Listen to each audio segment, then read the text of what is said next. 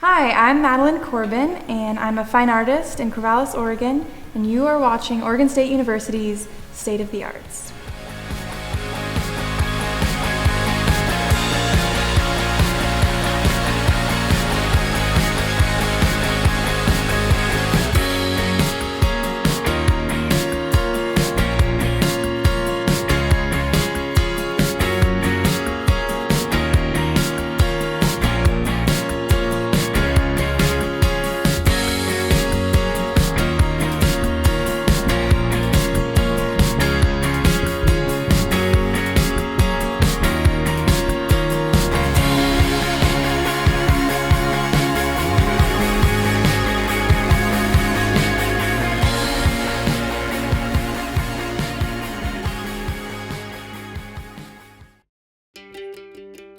I was born in Corvallis, Oregon in 1993, and from an early age I knew I wanted to do art and how much I loved it. That's me.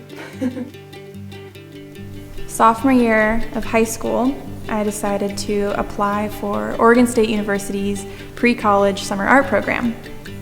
3 hours in the morning and 3 hours in the afternoon we would take different art classes, sculpture and figure sculpting and figure drawing and all those sorts of classes. And having such an intense focus, having such a long amount of time spent on one thing, we could really get involved and start falling in love with the art we were doing, and working with professors instead of teachers in middle school and high school.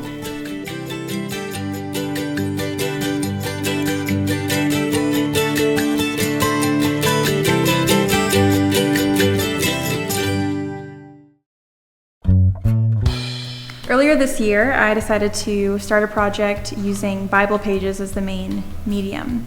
And what I was doing was asking a pretty simple question, does everything happen for a reason? And my goal of the project was to ask, does everything happen for a reason? So I did some research, and I guess the phrase originally began as, it's God's will. And so I started thinking more and more about religion and the way that ties into everything happening for reasons, or at least that response that people give to people in times of, when they're going through traumatic events or when they've, gone through something that's just devastating. And so I thought a lot about if the phrase is appropriate to use and why people use it, and if it really is God's will or not. And so I used the Bible pages and I stitched them together, and I blocked off a hallway and covered up this room and then lit it from the back so that it was like a glowing wall of these sewn together Bible pages. And then on the walls I placed these maps, and from the maps I had strings going across that attached to different locations in the world that I had researched the top 100 events where natural disasters had occurred, or where people had experienced some sort of inexplicable event that really traumatized their lives.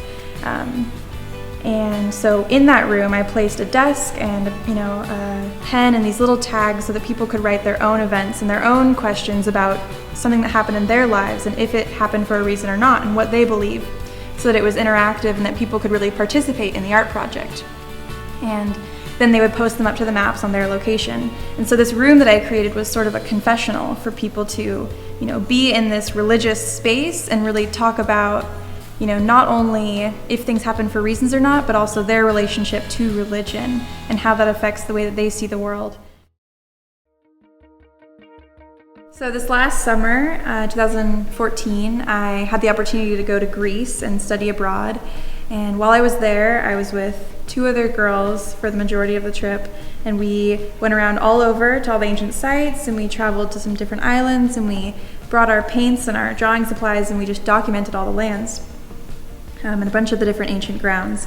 And to me that was pretty important because pre-camera, before cameras were invented, that's the way different places were documented, was through the use of mostly watercolors. And so to me, someone who had previously written off landscape painting, it became a whole new relationship that I had developed with art and landscape painting.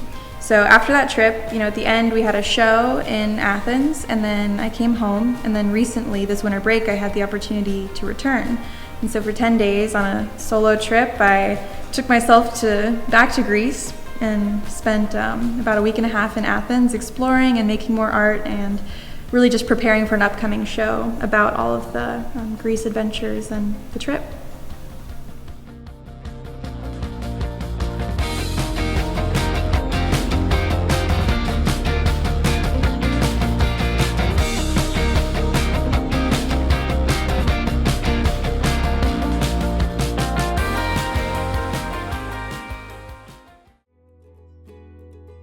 So encaustics is a process in which you use wax to paint, and so the wax acts as a binder for the pigment. And this process is so appealing to me because of you can use natural materials, and you're not using such harsh dyes or strong metals in your colors. And so the accessibility and the natural elements involved with encaustics is what appealed to me. So painting with wax, you have to heat it up, and we have these hot griddles, and you put all your colors on, and basically they're just colors of wax, these little blocks, and you can remelt them every time you want to use them. And so right now I'm painting with them on these boards and these surfaces, and I've been really interested in using the wax to paint on wood, especially directly on wood. My dad is a craftsman, and so he always provides me with wood materials, and it's a nice way for us to connect, but it's also a way for me to talk about my history, my past, my my family. And so the wax, the natural beeswax that comes from California, pretty close by, is a great medium to be able to use, because you can sculpt with it, you can paint with it, you can draw with it, you can do so many different things with it. So recently I've been getting into printmaking, and printmaking is a really old process. And so it's kind of, more in the direction of where I'm heading and what I'm interested in these days. And so with my original conceptual footing, from early on, sophomore year of high school, I'm hopefully going to be able to use the ideas that I have and the concepts and really show them through these different mediums, such as printmaking and encaustics and all the other different things we can use to make art.